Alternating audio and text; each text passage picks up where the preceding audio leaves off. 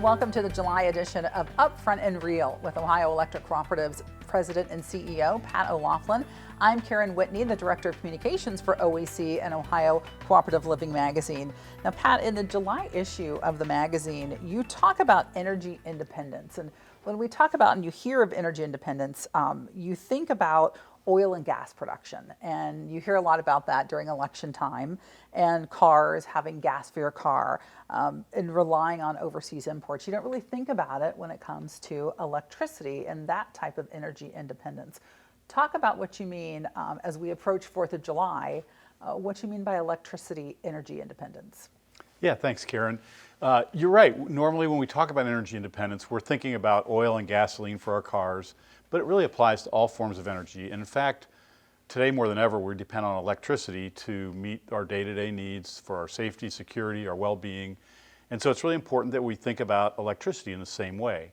Now, we're not, bringing over ships full of electricity from Saudi Arabia or anything. We have to produce all the electricity here in the United States, but we can get too dependent on one type of fuel or another.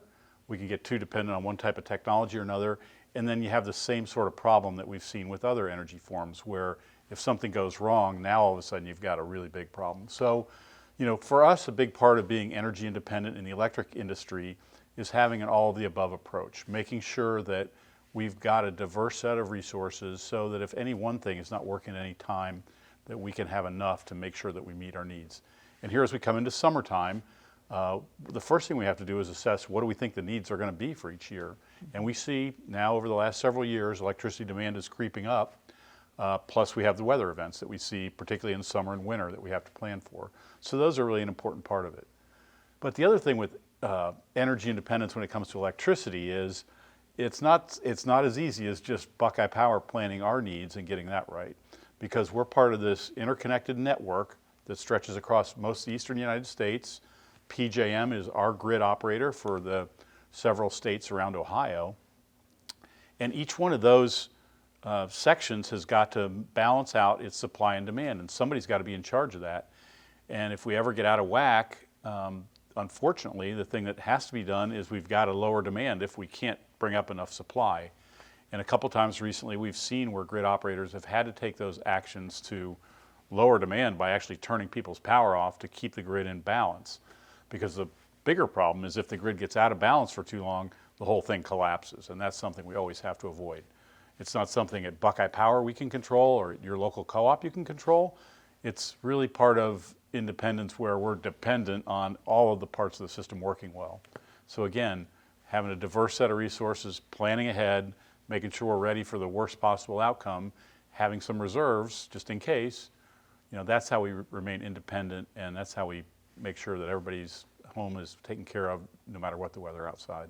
And we're about to get into the hottest part of summer, and you talk about that. So, when that demand does go up on a super hot day or in the winter a really cold day, what needs to happen, in that time for that balance? Yeah, that's a great question. So most of the time, through most of the year, we can get by on sort of our base level of generation stuff that runs all the time, like our Cardinal plant, or nearly all the time. But then as hotter weather approaches, we need to bring on additional resources and actually plan a little ahead to have some reserves just in case things go wrong, because we all know when it gets really hot or cold, mechanical devices are more likely to have problems, so we need to have extra reserves. So our grid operator, PJM, helps plan for that. Each individual company like ours has to plan ahead and make sure we have adequate fuel on site, that we've got our machines in good shape, and that we're ready to bring on the things that need to come on that don't normally operate. We have what we call peaking plants that come on for just a few hours certain days when we have special weather, and other resources that are brought in to make sure that we support that grid, to make sure it stays reliable no matter what the conditions are outside. What can our listeners do, Pat, to make us here in Ohio, particularly our cooperatives, be more energy independent, when it comes to producing electricity, use of electricity?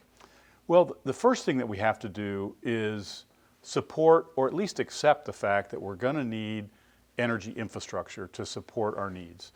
More and more we need electricity power lines, we need pipelines, we need oil and gas production, we need electricity power plants, we need even wind and solar power plants to help balance out our needs. And having an all of the above approach, as we talked about, is the best way to make sure that we are resilient and can get through whatever circumstances we have. We all know we become more dependent on electricity in our daily lives. We all know that our demand for electricity is increasing and is likely to continue to increase. So we have to accept the fact that to meet our demands of our daily lives, there's going to be some environmental impacts. There's no way to do it without any. And so we have to be accepting of the fact that we need some of this energy infrastructure and that it is going to have some impact. And at the same time, we have to support the development of reliable, resilient resources so that we can have what we need. And then finally, people like ourselves have got to be open to new technologies that can not only supply your needs, but can do it with an even lower environmental impact. And we've shown that we can do that over time, and we're going to continue to work at that. And I think that's something that we look forward to being able to do in the future. Okay, all right.